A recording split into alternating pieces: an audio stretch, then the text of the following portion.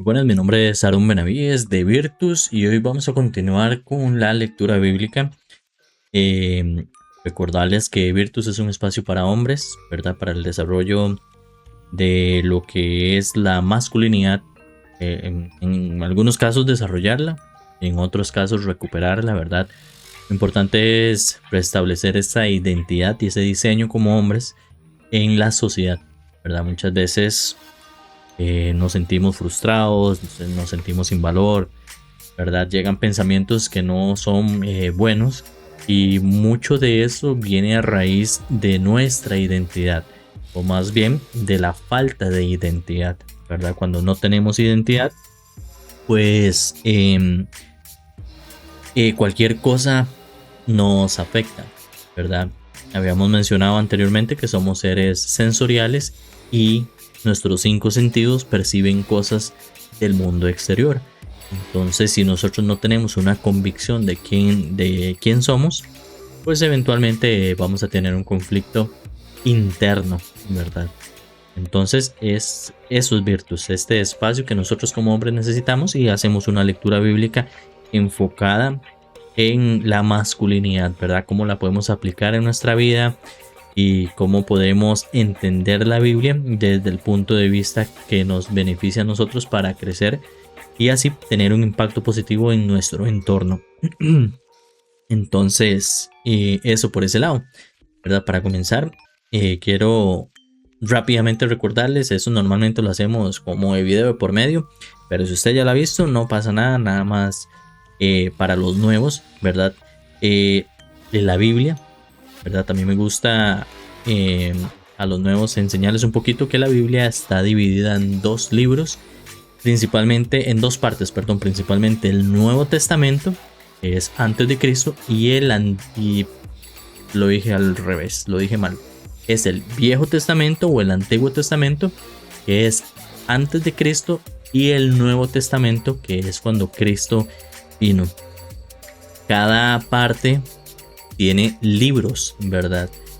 Estos libros casi todos están ordenados cronológicamente, hay algunos que no, entonces para que uno lo tome en cuenta, pero por alguna razón es que no está acomodado, no fue que no se pensó, ¿verdad? Pero normalmente la gran mayoría está ordenado cronológicamente. Entonces nosotros vamos a ver que las partes de los libros, el Antiguo y el Nuevo Testamento, tienen libros dentro. Los libros se van a identificar en la Biblia acá arriba. En este caso dice Marcos 7, que es el capítulo. Siempre va a decir el libro y el capítulo. Y conforme usted pasa las hojas, el capítulo va cambiando, ¿verdad? ¿Qué es el capítulo? El capítulo es este numerote grande. Eso vamos a identificarlo de esta forma, con un número grande, o a veces viene así en la parte de arriba. En este caso aquí viene solamente 7 porque toda esta página solo hay versículos del capítulo 7. Y aquí viene 7, 8 porque aquí está la mitad del 7 y una parte del 8. ¿Ve? Esa es la razón. Entonces cada capítulo dentro tiene sus versículos, que son todos estos numeritos chiquititos. Así nosotros vamos a poder identificar y encontrar más fácil. El Nuevo Testamento, el libro de Marcos, capítulo 7, versículo 24. Así es como normalmente se maneja. Algunas Biblias tienen un título, ¿verdad? Que da como un preludio de lo que se va a hablar.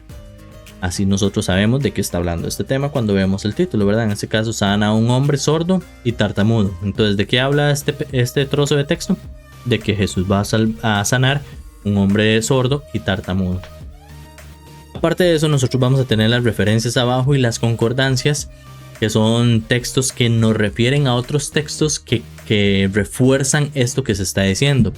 En algunos casos también vamos a tener alguna referencia o alguna explicación, ¿verdad? De qué significa algo, ¿verdad? A veces viene una palabra, por ejemplo, Decápolis, que por aquí la vi, y nos lleva a donde explica qué es Decápolis, ¿verdad? Entonces para nosotros poder comprender algunas palabras que vienen acá. Esto no es una Biblia de estudio, hay Biblias de estudio que traen ya aquí a un lado muchos textos, dependiendo de ella puede ser el texto de alguna persona Yo personalmente tengo la de Charles Spurgeon, entonces vienen las notas de Charles Spurgeon, hay otras de estudios, hay otras de bendiciones, entonces subraya las bendiciones y las explica, hay una gran variedad. Eso es lo que es en simpleza la Biblia. Okay. Les recomiendo nuevamente virtus4.mem/Biblia. Ahí es donde vamos a encontrar el software que usamos para la lectura de la Biblia. Entonces esta es la página web. Virtus4.mem es la página web. Ahí van a encontrar los arquetipos, el simbolismo, qué significa Virtus, por qué nosotros lo utilizamos, y varios programas que nosotros tenemos en esta hermandad o fraternidad, ¿verdad? Es para hombres. Ok, entonces acá lo tenemos, virtus4.mem/Biblia. Genial.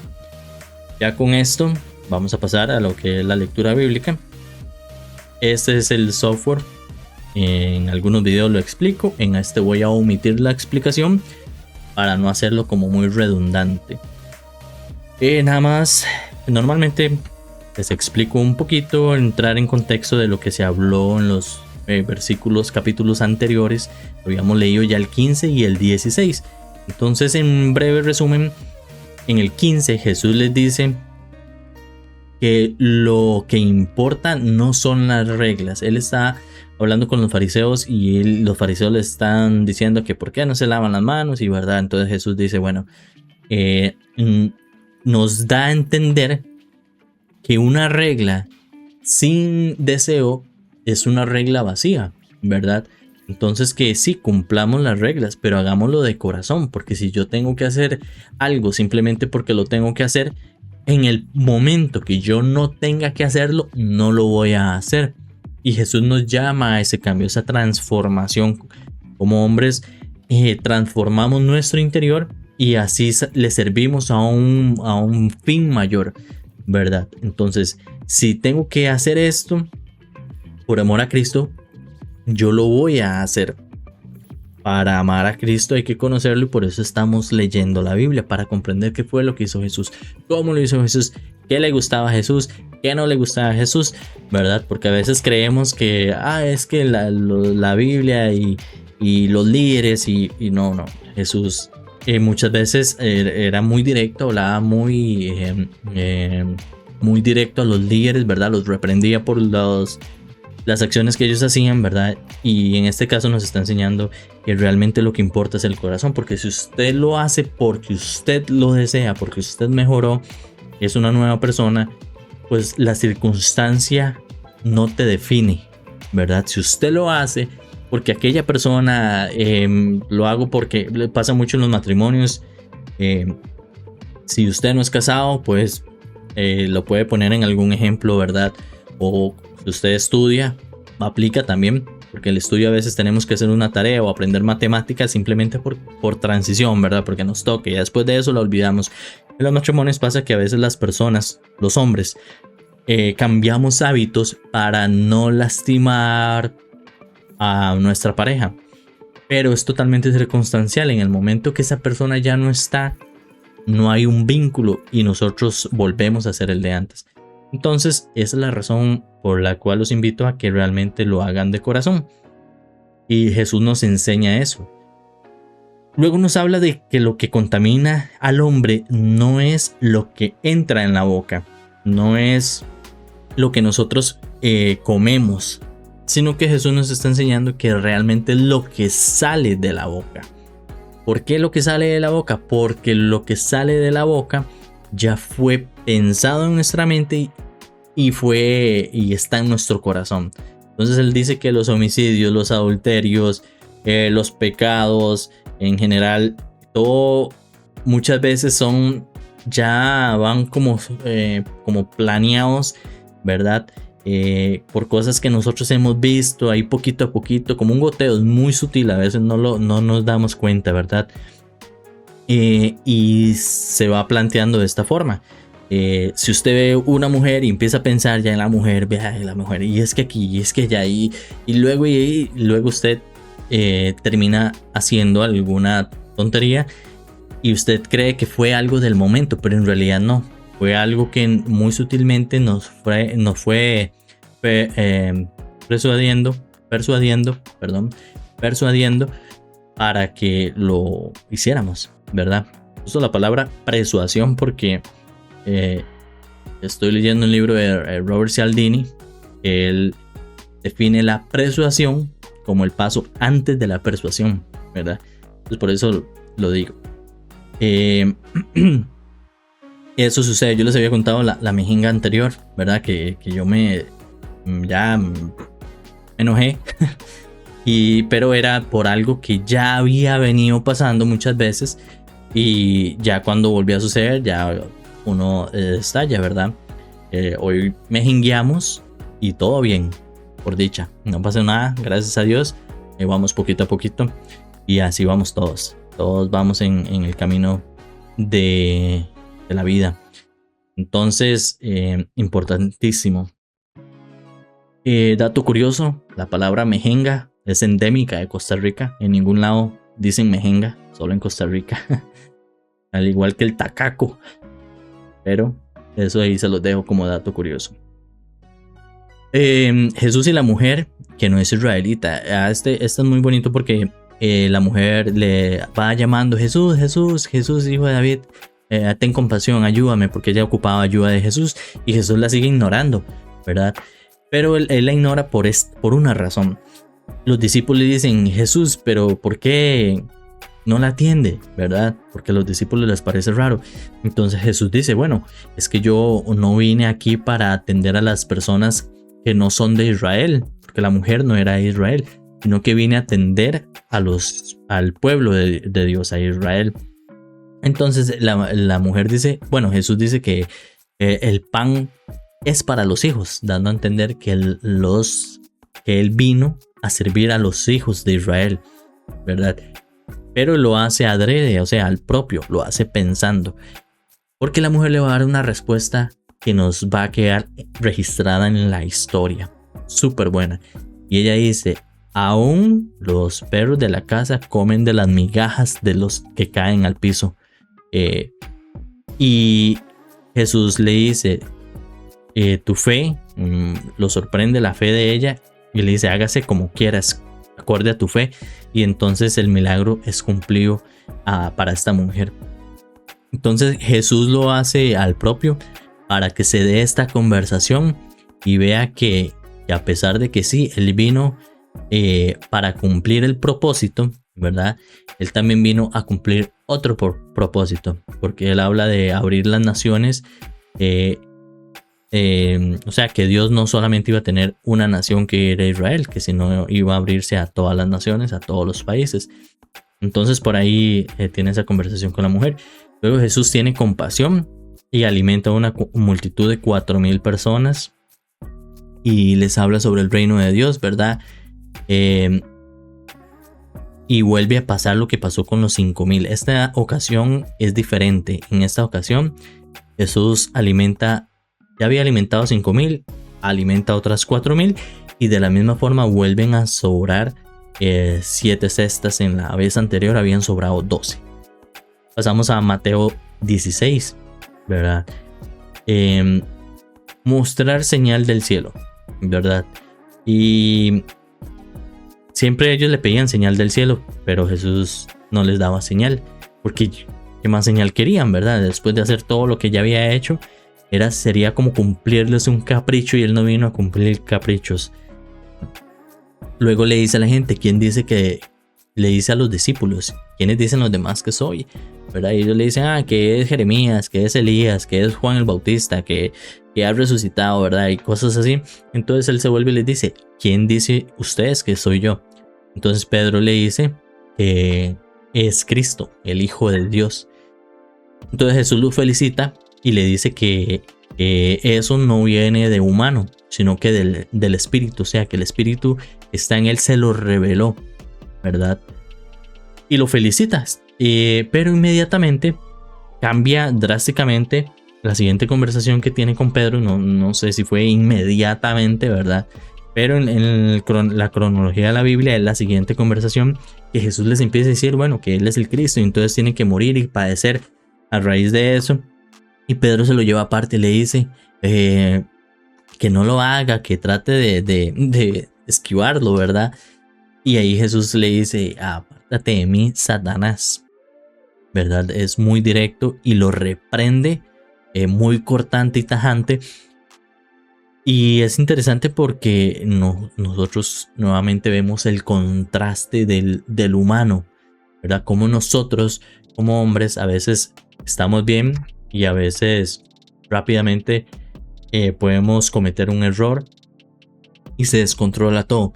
Por eso hay que pedirle a Dios mucha sabiduría al momento de hablar y de actuar, y que nos vaya enseñando cómo nosotros podemos controlar o tener dominio propio a través de él, ¿verdad? Entonces, habla también de que aquel que quiere ganar la vida la perderá, y aquel que la pierda a causa de él la ganará. ¿Qué quiere decir esto? Esto quiere decir que nosotros debemos aprender a entregar nuestra vida a Cristo, no solo lo bueno, también lo malo, que muchas veces en nuestro corazón hay rencores o hay traumas e incluso a veces ni sabemos, pero es eso lo que nos hace crecer. Si nosotros entregamos ese problema, eventualmente vamos a ser sanados y vamos a mejorar como hombres, ¿verdad? Entonces, por esa parte, ganar el mundo entero, se pierde la vida, ajá, o que se puede dar a cambio de la vida. Y aquí esta también es otra pregunta, porque uno dice, bueno, yo no quiero perder mi vida, ¿no? Y entonces que también entregar todo lo que tengo en mi vida también son mis recursos, mi tiempo, y no es simplemente darlos. Aquí hay a veces hay como un engaño mental, porque es contraintuitivo dar algo y sentir que estoy ganando más. No es como 1 más 1, 0. No, es contraintuitivo, ¿verdad? Pero lo que está diciendo Jesús es que dispongamos ante Él todo lo que tenemos, nuestras cargas, nuestras preocupaciones, nuestras habilidades, lo bueno que tenemos, lo malo que tenemos, los recursos que tenemos, el tiempo que tenemos, absolutamente todo lo que tenemos. Y nosotros se lo entregamos a Él. Cuando nosotros se lo entregamos a Él, pasa algo sobrenatural. Ahí 1 más 1 no es 0. 1 más 1 es igual a 500. Dios nos multiplica de una forma y nos devuelve no solo lo que tenemos, nos devuelve aún más. Lo interesante es que aprendemos a administrarlo. Hay algo que se activa ahí que nos enseña a multiplicar, ¿verdad? Necesitamos y debemos aprender a soltar para poder recibir. ¿Verdad? Si usted tiene las manos ocupadas y yo le quiero dar algo, pues no va a poder tomarlo hasta que desocupe su mano. Y es justamente eso lo que quiere Jesús que nosotros hagamos. Y no es una tarea fácil, de hecho cuesta mucho. ¿Por qué? Nuevamente porque a nivel psicológico es contraintuitivo. O sea, 1 más 1 no es igual a 2. Yo no te voy a entregar todo y ¿qué pasa? Entonces si yo te entrego todo, ¿qué pasa? Me quedo sin nada. Pero no funciona así. Las matemáticas de Dios son demasiado vivas. Lo digo por experiencia, porque mi vida es testimonio de eso. Y tengo un montón de testimonios que podría contar. Y trato de tenerlos y atesorarlos en mi corazón para que me sigan recordando quién es mi Dios, a quién le sirvo, ¿verdad? Entonces, pongámoslo en práctica. Buenísimo. Básicamente ese era el resumen. Gracias por escucharme y nuevamente la parte de la versión Reina Valera, aquí la tenemos, 1960, que está de este lado. Es la más común, por eso normalmente la dejo de este lado. Y aquí, en este caso, tengo la nueva versión internacional. Voy a dejarla. A veces leemos la nueva traducción viviente. Esta de acá. Que también estas dos son comunes. Les recomiendo alguna de estas dos. Porque la Reina Valera es un poquito confusa. Lo que también siempre les voy a recordar. Y eso sí, en todos los videos si pueda. Si no se lo recuerdo en uno es porque me olvidé. Pero si ustedes lo notan, entonces se van a acordar de que no les dije que siempre anden su Biblia física. Entonces, ¿por qué? Porque la Biblia física es un símbolo de lo que somos y a quién le servimos. No solo para nosotros, sino también es un simbolismo para que los demás vean quién soy y a quién le sirvo. No importa si en la iglesia ponen Videobin, si llevo mi Biblia en el teléfono celular. siempre use la Biblia, porque le demuestra a usted a nivel mental, es un símbolo, es un recordatorio de lo que usted es. El teléfono no tiene esa función, el teléfono no lo va a hacer. Entonces, si quieren mejorar, quieren tener un simbolismo, un tipo amuleto entre comillas, ¿verdad? Que me recuerde a mí qué debo hacer, aquí está, al lado de su cama, al lado de su escritorio, con ustedes en todos los cultos, y traten siempre de leerlas. Si lo ponen en el video y no importa, busque aquí. Así es como usted va a aprender a encontrar los libros, a tener práctica, porque si uno no practica, pues no va a saber.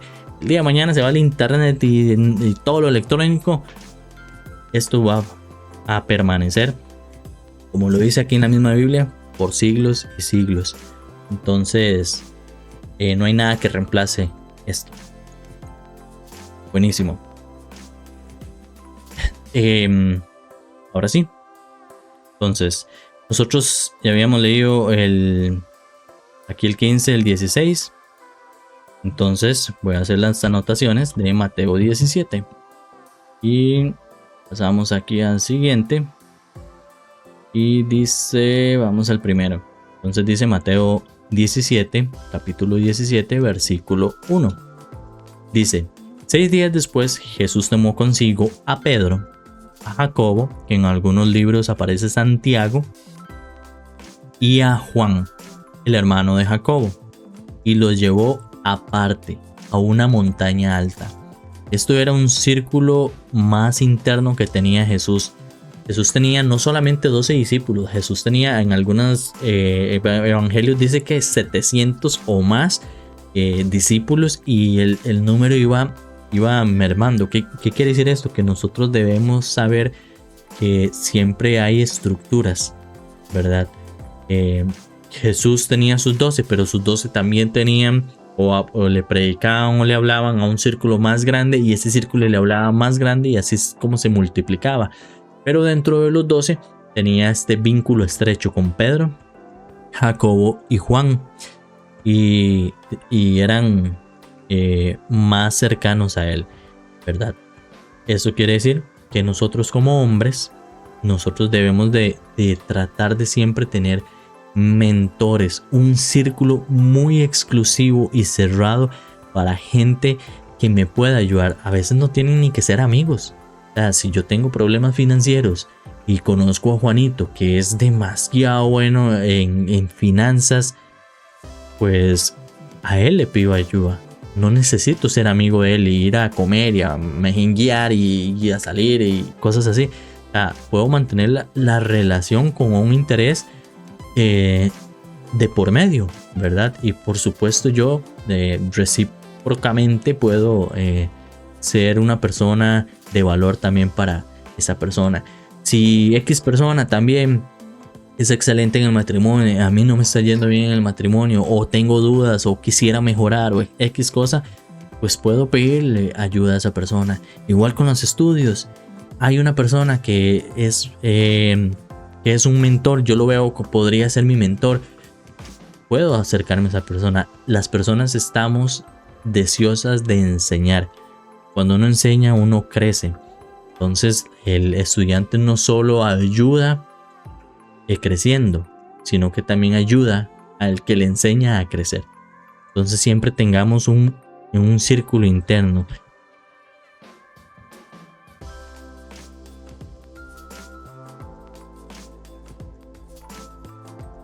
Y voy a poner aquí íntimo. ¿Por qué íntimo? Porque a veces como hombres solo pensamos en intimidad de la parte sexual, pero en este caso realmente no. Si yo tengo una persona íntima, algún amigo, y yo le puedo contar mis problemas personales.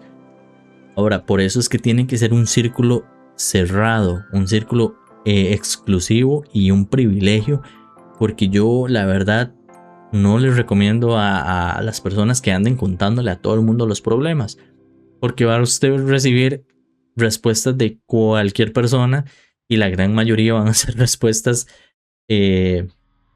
que no son valiosas. Entonces, tengan un círculo. Si no lo tienen, piénsenlo, vayan buscándolo. Como les dije, puede ser un amigo, ¿sí?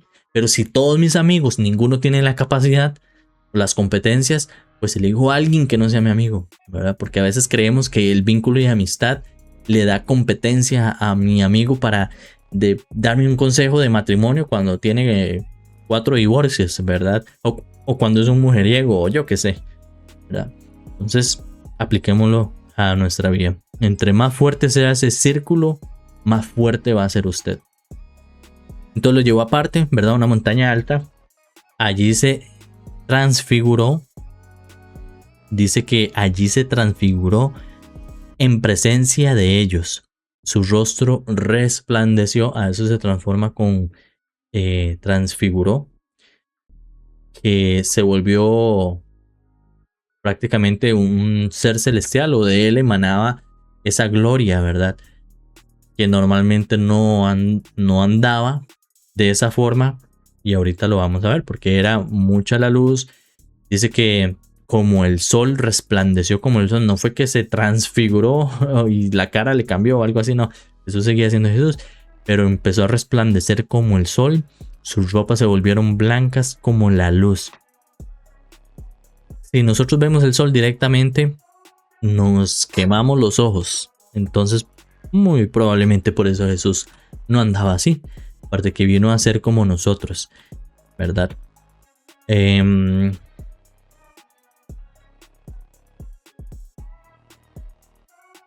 a anotarlo aquí. Resplandeció como el sol. Para luego entender. Y dice, en eso se le aparecieron Moisés, Elías, y conversando con Jesús. Pedro le dijo a Jesús, Señor, qué bueno sería que nos quedemos aquí. Si quieres, levantaré 3 albergues, uno para ti, uno para Moisés y otro para Elías.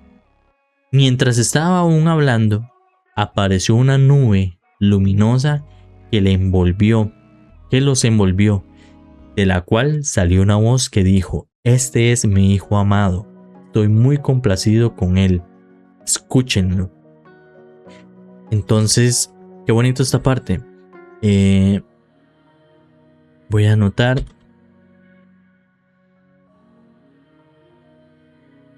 Esta es la segunda vez que aparece la voz de Dios diciendo esto. La primera, si recuerdan, fue cuando Juan el Bautista, valga la redundancia, bautizó a Jesús, ¿verdad? Entonces, acá aparece la voz. Al oír esto, los discípulos se postraron sobre su rostro, aterrorizados. Uno se postraba sobre el rostro o se postra sobre el rostro en símbolo de respeto y de sumisión, ¿verdad? Pero Jesús se acercó a ellos y los tocó. Levantándose, les dijo, no tengan miedo. Cuando alzaron la vista, no vieron a nadie más que a Jesús. Mientras bajaban de la montaña, Jesús los encargó, no le cuenten a nadie lo que han visto hasta que el Hijo del Hombre resucite. Entonces los discípulos le preguntaron a Jesús, ¿por qué dicen los maestros de la ley que Elías tiene que venir primero? Sin duda, Elías viene y restaurará todas las cosas, respondió Jesús. Pero les digo que Elías ya vino y no lo reconocieron, sino que hicieron con él todo lo que quisieron. De la misma manera va a sufrir el Hijo del Hombre en manos de ellos. Entonces, voy a poner aquí.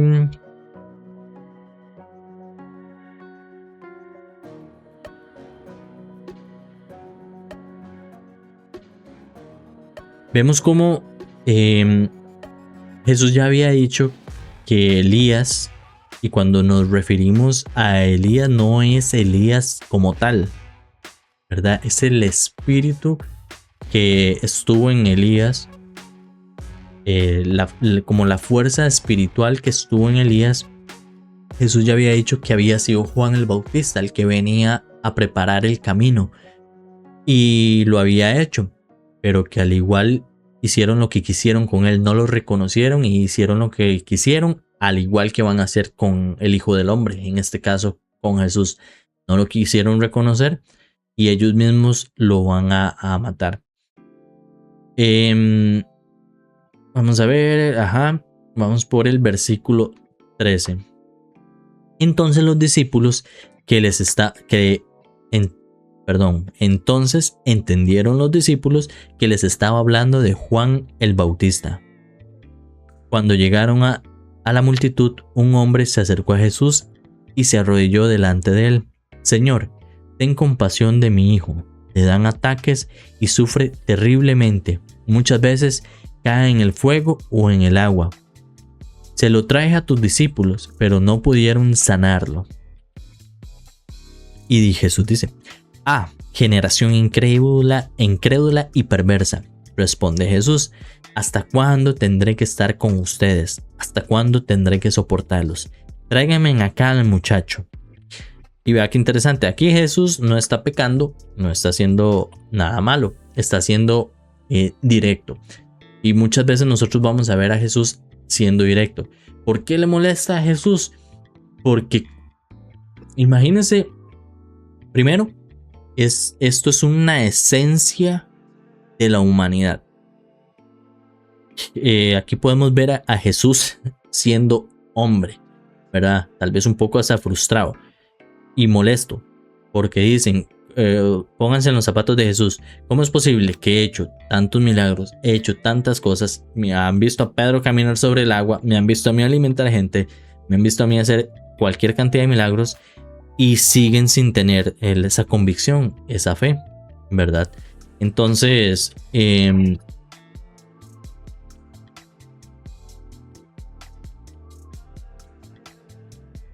no pueden, voy a poner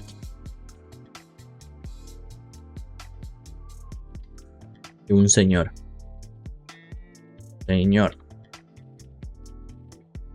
para luego recordarlo en el resumen, ¿verdad? Entonces muchas veces, yo no culpo a Jesús. ¿Cuántas veces yo no he hecho eso? ¿Verdad? ¿Cuántas veces, y veas que el ser humano somos buenos? ¿Cuántas veces no hemos visto el poder de Dios? ¿Y cuántas veces no hemos creído? ¿Verdad? Fallamos en eso. Y muy probablemente lo vamos a seguir haciendo. Entonces, Jesús dice aquí en este caso: tráiganme acá al muchacho. Jesús reprendió al demonio, el cual salió del muchacho y quedó sano desde aquel momento. Después los discípulos se acercaron a Jesús y en privado le preguntaron: ¿por qué nosotros no pudimos expulsarlo? Por la poca fe que tienen, les respondió. Ahí ya entendemos la molestia de Jesús. Les aseguro que si tuvieran fe tan pequeña como un grano de mostaza, podrían decirle a esa montaña: trasládate de aquí a allá, y se trasladaría. Para ustedes nada sería imposible. Y vean las palabras de Dios hecho hombre. Dice: fe como un grano de mostaza. Y dice: nada sería imposible.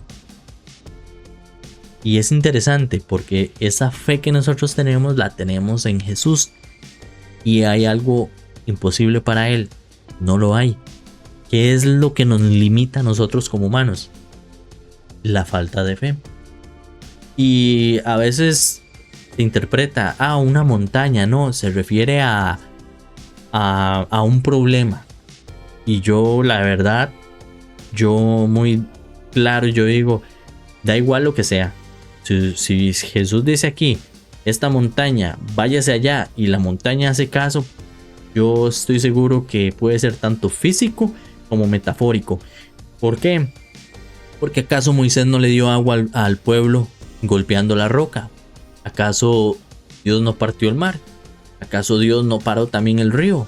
¿Acaso Dios no venció un ejército de más de 100,000 contra 300.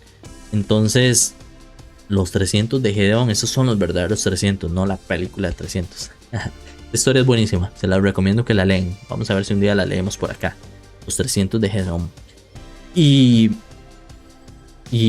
qué otros milagros, o sea, no ha hecho. O sea, no hay nada imposible. Botó los muros de Jericó solo con un grito. Entonces, yo digo, por supuesto que la física y la materia no es una limitante para Dios. Y podría ser una prueba y podría ser una montaña literal física, ¿verdad? La diferencia es la fe, porque aquí habla de imposibilidad. Nada sería imposible. Entonces continuamos. Estando reunidos en Galilea, Jesús les dice: el Hijo del Hombre va a ser entregado en manos de los hombres. Y lo vuelve a decir: lo matarán, pero al tercer día resucitará. Y los discípulos se entristecieron mucho. Cuando Jesús y sus discípulos llegaron a Capernaum, los que cobraban impuestos del templo se le acercaron a Pedro y le preguntaron. Esa historia me encanta. Su maestro no paga impuestos del templo. Gente más necia, ¿verdad? Cómo jodía, cómo molestaba. Disculpe si usted lo ve en otro país. En Costa Rica esta palabra significa molestar, ¿verdad? ¿Cómo lo molestaban? Entonces vean. Sí, lo paga, respondió Pedro. Al entrar Pedro en la casa, se adelantó Jesús a preguntarle: ¿tú qué opinas, Simón? ¿Los reyes de la tierra a quién cobran tributo e impuestos? ¿A los suyos o a los demás? A los demás, contestó Pedro. Entonces los suyos están exentos, le dijo Jesús. Pero para no escandalizar a esa gente, vete al lago, echa el anzuelo, saca el primer pez que pique, abre la boca y encontrarás una moneda. Tómala y dásela a ellos por mi impuesto y por el tuyo. Qué buena esta historia. A mí me gusta muchísimo porque muestra un milagro, pero también nos explica eso. Entonces voy a anotarlo aquí: el pez y la moneda. Ya con eso me acuerdo. Por eso es lo importante de las notas. Cuando ustedes hagan sus notas, sus lecturas, siempre anoten algunas leves palabras. Ya lo van a hacer a usted recordar toda la historia. Entonces vean qué vacilón. Acá Jesús dice esto que a veces suena como un poco confuso, porque en esa época los reyes no le cobraban impuestos a los pobladores, a su pueblo, sino a los extranjeros. Les cobraban impuestos. Y aquí Jesús les está dando a entender que Él es el Hijo de Dios, que Él va siendo ese rey. Él no debería de pagar impuestos. Pero para que la gente no hable, ¿verdad? Que nosotros debemos aprender, para que la gente no hable, vaya, pesque, saque el primer pez, abra la boca y ahí va a encontrar el dinero, vaya y pague. Y Pedro lo hace de esta forma, ¿verdad? Algo interesante de este milagro es lo siguiente: este milagro para Pedro tiene un simbolismo muy grande. ¿Por qué? Porque si recordamos quién era Pedro, Pedro era pescador. Aquí dice Simón Pedro. Había dos Simones. Este es Simón Pedro. Pedro era pescador. ¿Qué va a pasar esto? Que cuando ya Jesús no esté, Pedro va a seguir siendo pescador. Y cada vez que saque un pez, él va a recordar el milagro. Él va a recordar los milagros que hizo Jesús, porque va a haber una conexión con, en este caso, una práctica, un hábito, ¿verdad? Y un objeto. Y eso lo va a hacer recordar este milagro que se hizo. Entonces dice que tómala y dásela a ellos por mi impuesto y por el tuyo. Paga el impuesto a ambos. Eso, hasta aquí el capítulo 17. Vayamos al 18. Subamos. Mateo 18, versículo 1. En ese momento los discípulos se acercaron a Jesús y le preguntaron: ¿quién es el más importante en el reino de los cielos?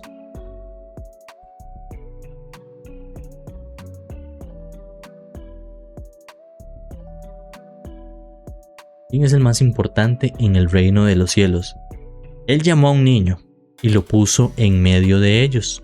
Entonces dijo: les aseguro que a menos que ustedes cambien y se vuelvan como niños, no encontrarán el reino de los cielos. Esto es muy bueno.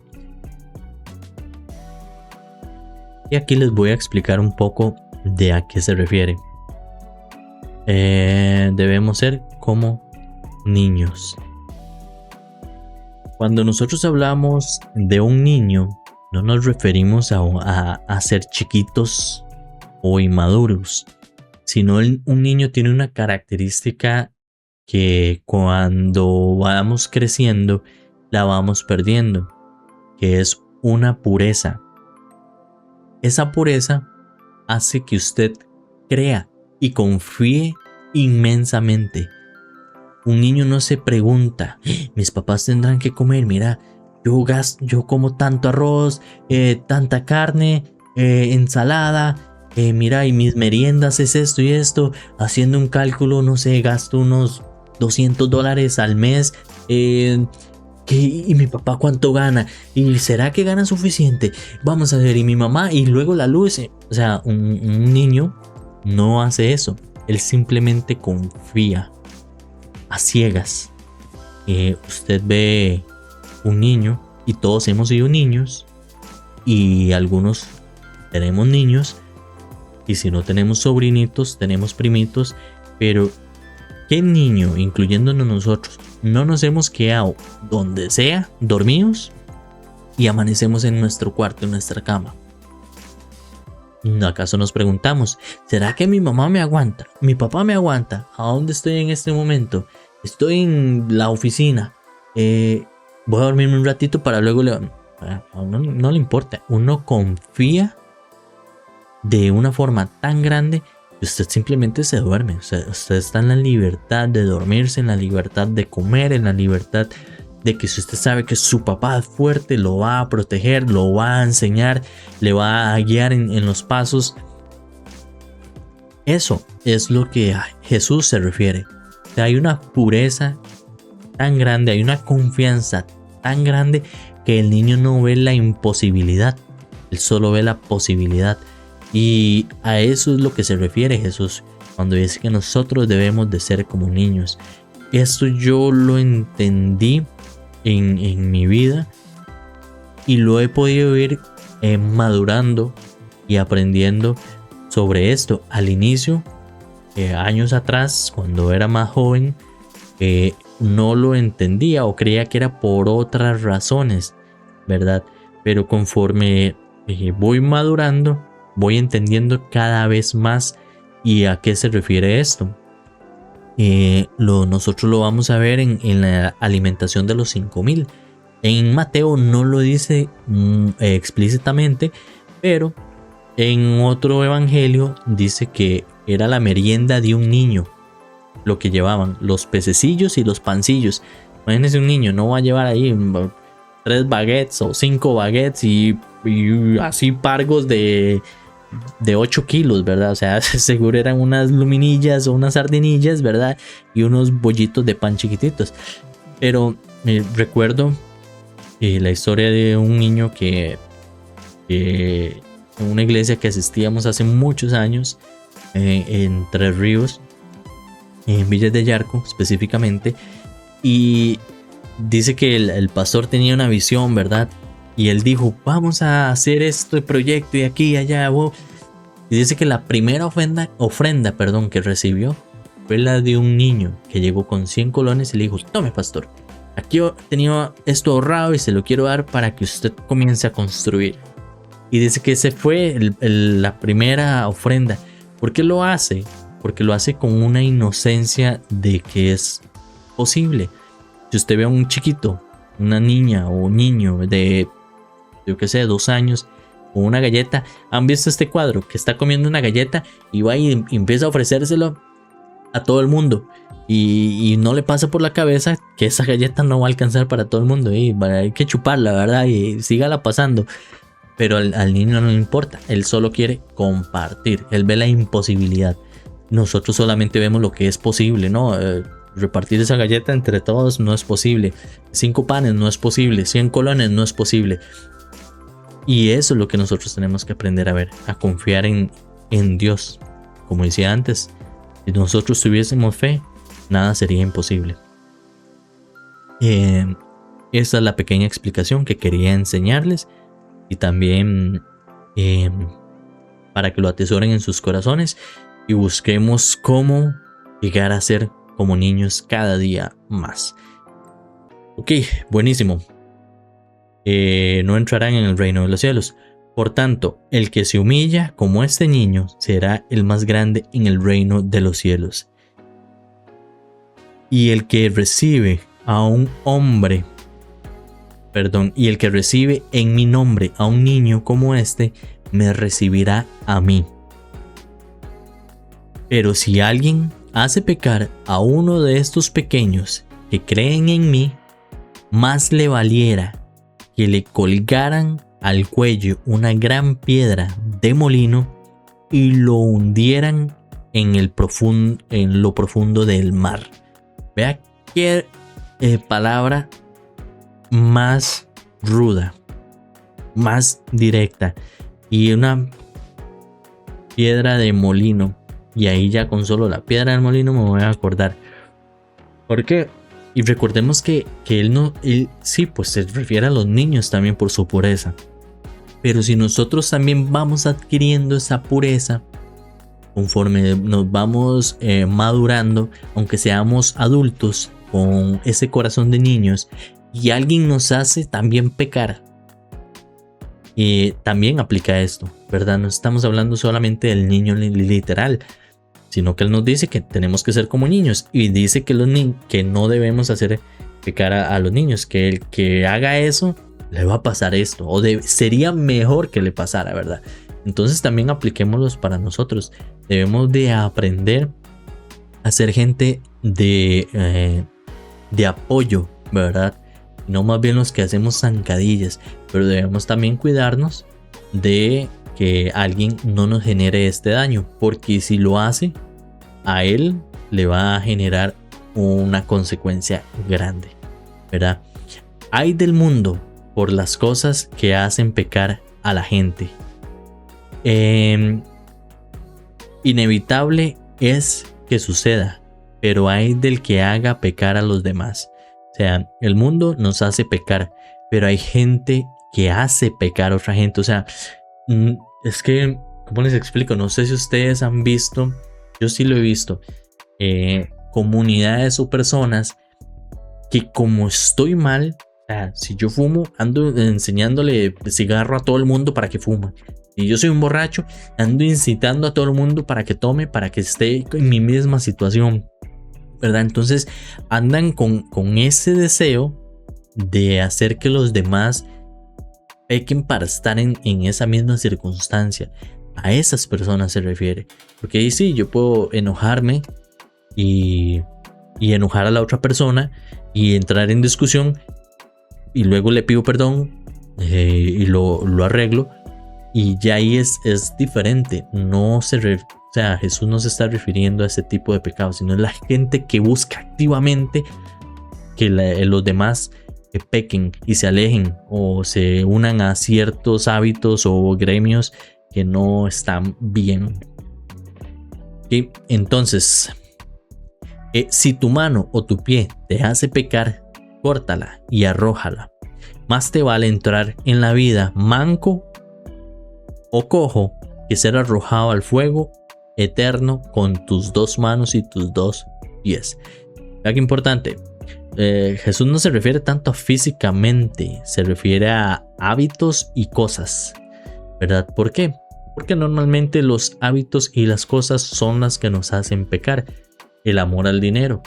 Es mejor entrar pobre al reino de los cielos que no entrar igualmente pobre, porque todo queda en la tierra, usted no se lleva nada, pero en el infierno, ¿verdad?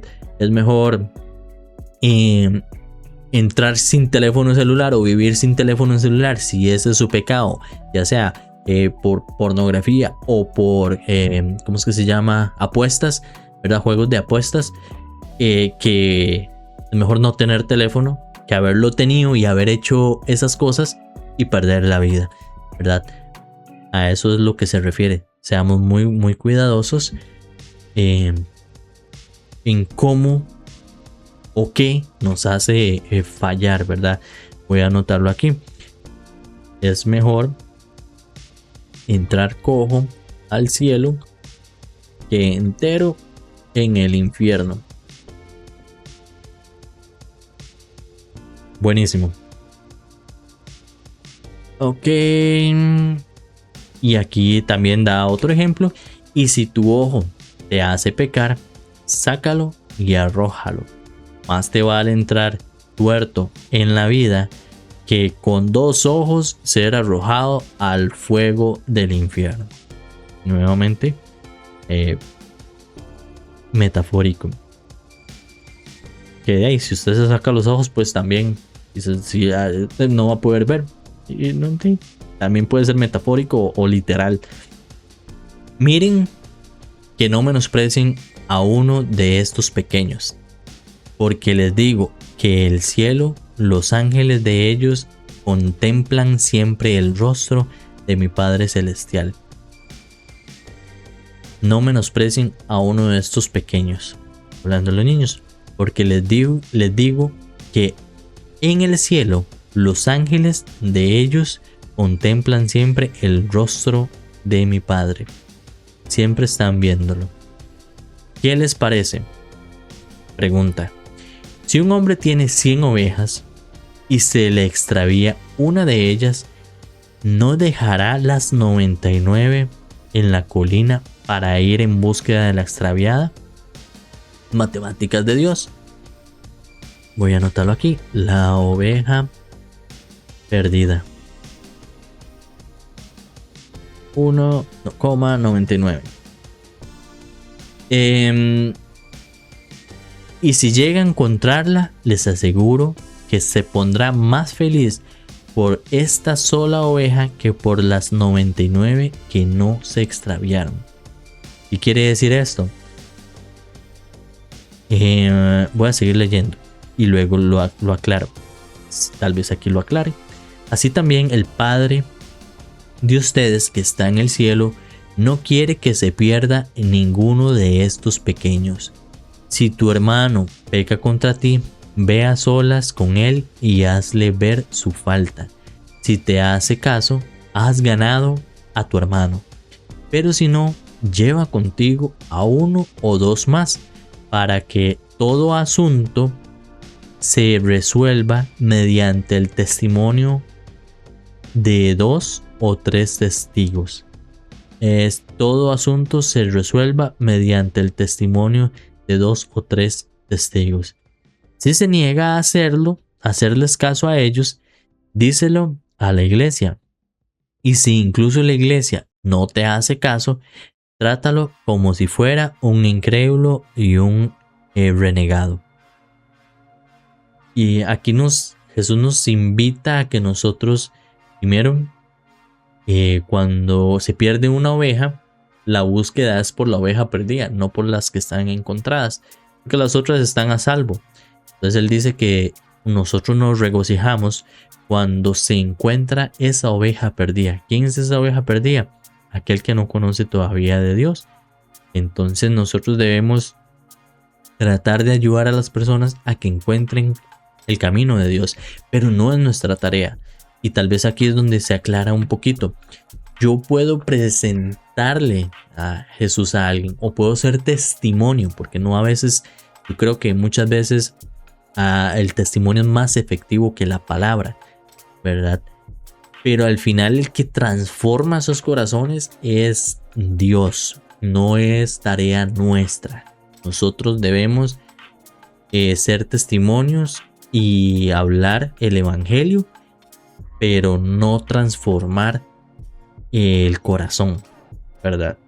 Somos los sembradores, ponemos la semilla, pero Dios es el que prepara el terreno y el que hace crecer en la semilla.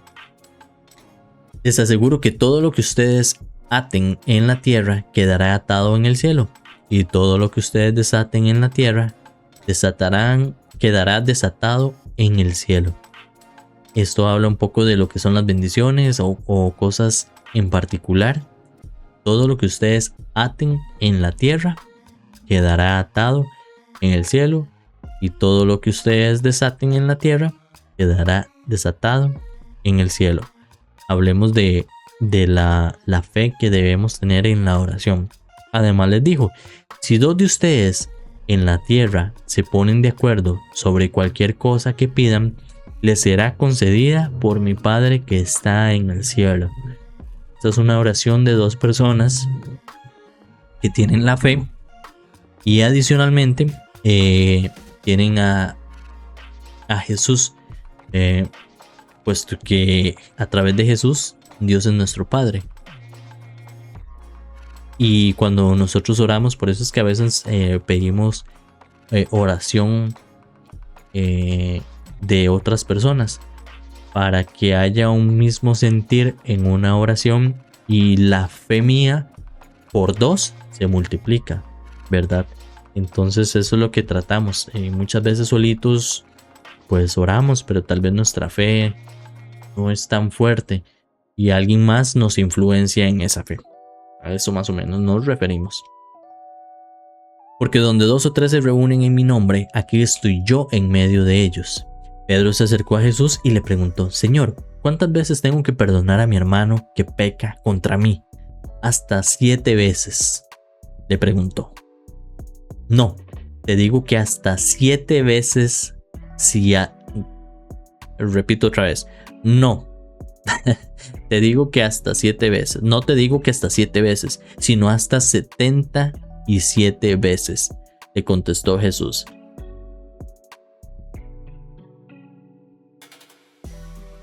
Por eso el reino de los cielos se parece a un rey que quiso ajustar cuentas con su siervo.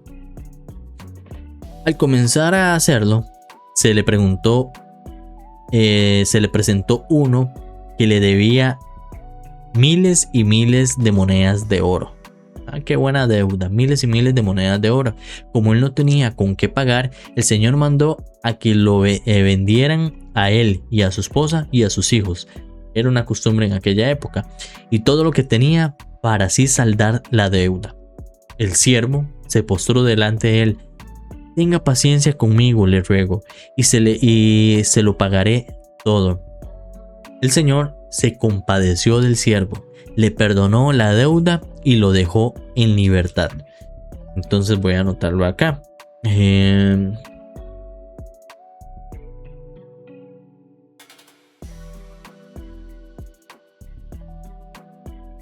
Lo dejó en libertad. Al salir, aquel siervo se encontró con uno de sus compañeros que le debía 100 monedas de plata. Lo agarró por el cuello y lo comenzó a estrangular. Págame lo que me debes, le exigió. Su compañero se postró delante de él. Ten paciencia conmigo, le rogó, y te lo pagaré. Pero él se negó. Más bien fue y lo hizo meter en la cárcel hasta que pagara la deuda. Ve a este siervo, un siervo malo. Un siervo malo, le debe al rey y él no perdona. Y bueno, es que a veces nosotros le pedimos a Dios y también olvidamos cuando ya Dios hace el milagro. Y le prometemos a veces cosas o ayúdame, y cuando ya me ayuda a veces se me olvidó, ¿verdad? ¿Quién era Dios? Solo en los problemas. Pero vemos este siervo que, y se refiere al hermano, ¿verdad? Si Dios nos perdona a nosotros, ¿cómo nosotros no vamos a perdonar a nuestros hermanos? ¿Verdad? Es muy diferente la inteligencia relacional a perdonar, ¿verdad? ¿Qué quiere decir esto? Que yo tengo que ser inteligente en mis relaciones. Si una persona me hiere a mí una y otra y otra y otra y otra vez, pues yo tengo que perdonarlo todas las veces, pero ser inteligente y poner una brecha en esa relación, ¿verdad? Tal vez ya no lo veo tan seguido, tal vez ya no le hablo tanto. Si un tema lo disparaba, lo dejo ahí. Porque esto se da mucho en las relaciones familiares, ¿verdad? Yo discuto con mi hermano entonces me hiere y yo lo perdono, pero como es mi hermano, yo vuelvo a acercarme a mi hermano y me vuelve a herir y me vuelvo a acercar. No. El perdón y la inteligencia relacional son cosas muy diferentes. Entonces Jesús nos llama aquí a perdonar, pero a ser también sabios en nuestras relaciones. Entonces, hacer la diferencia, ¿verdad? Dice, su compañero se postró delante de él, ¿verdad? Y ya le rogó. Pero él se negó, más bien fue y hizo que lo metieran en la cárcel hasta que pagara la deuda. Cuando los demás siervos vieron lo que ocurrió, se entristecieron mucho y fueron a contarle a su señor todo lo que había sucedido. Entonces el señor mandó a llamar al siervo. Siervo malvado, le increpó, te perdoné toda aquella deuda. ¿Por qué me lo suplicaste? ¿No debéis tú también haberte compadecido de tu compañero, así como yo me compadecí de ti? Y enojado su señor, le entregó a los carceleros para que lo torturaran hasta que pagara todo lo que debía. Así también mi Padre Celestial los tratará a ustedes, a menos que cada uno perdone de corazón a su hermano, ¿verdad? Perdonar de corazón. Nuevamente, nosotros en muchos casos, y a mí me ha pasado, yo perdono no para la otra persona. Y recuerde esto, yo no perdono para la otra persona, perdono para mí, para mi beneficio, para liberarme yo de esa carga, de ese rencor, de ese pensamiento que me ensucia. El beneficiado soy yo, da igual si la otra persona lo acepta o no. Aquí por eso nos pide que nosotros vayamos a perdonar y que perdonemos realmente de corazón, porque cuando lo hacemos nos liberamos nosotros, y estas son las matemáticas de Dios. Yo pido perdón, pero el que me libero soy yo. Si la otra persona de corazón acepta mi perdón, también se está liberando, pero nosotros no podemos controlar eso. Controlamos lo que somos, no a los demás. Entonces yo voy y pido perdón y Jesús me ayuda a sanarme. Así son las matemáticas de Dios, ¿verdad? Y hasta aquí llegamos con el versículo 35 del capítulo 18 de Mateo. Entonces estuvo muy bonito. Siempre aprendemos muchísimo, ¿verdad? Como hombres, a tener un círculo interno, así como Jesús lo tenía. Personas que me potencien, que sean sabias. Y yo tengo que aprender a implementar eso. Tal vez eso es lo que podríamos sacar de esta enseñanza, porque sí, aprendemos mucho. La parte de, yo diría que 3 puntos. Ese círculo interno o íntimo que como hombres nos ayuda, ¿verdad?, a crecer. Y les había mencionado, entre más fuerte sea ese círculo, más fuerte va a ser usted. 2, a la mentalidad de niños. ¿A qué se refería Jesús cuando hablaba que tenemos que ser como niños? Que es a tener esa mentalidad, esa pureza de lo imposible, ¿verdad? Y confiar en Dios, en que todo puede ser posible. Así como un niño confía, sin pensar en la parte racional, sin pensar si estamos en las posibilidades para hacer X o Y, ¿verdad? Y también la parte del perdón. Entonces, esos serían los 3 puntos. Cuando yo perdono, sepa lo que es para mí. Yo me libero y lo hago por mí. Perfecto. Entonces, esos 3 puntos yo creo que toda la enseñanza podríamos aplicar para nuestras vidas como hombres, que a veces realmente nos cuesta, pero eso nos va a entregar identidad.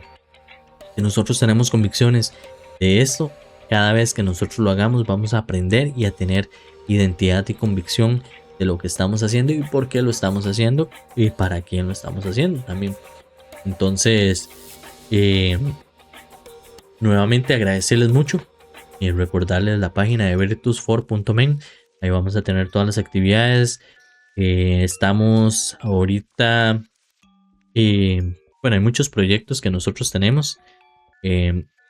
Ahorita dentro de unos 10 días vamos a estar en la comunidad de La Pradera con una alianza de unas fundaciones haciendo un campamento para niños en la escuela de La Pradera que está en Alajuela, ¿verdad? Eso es entre Ciruelas y La Guásima.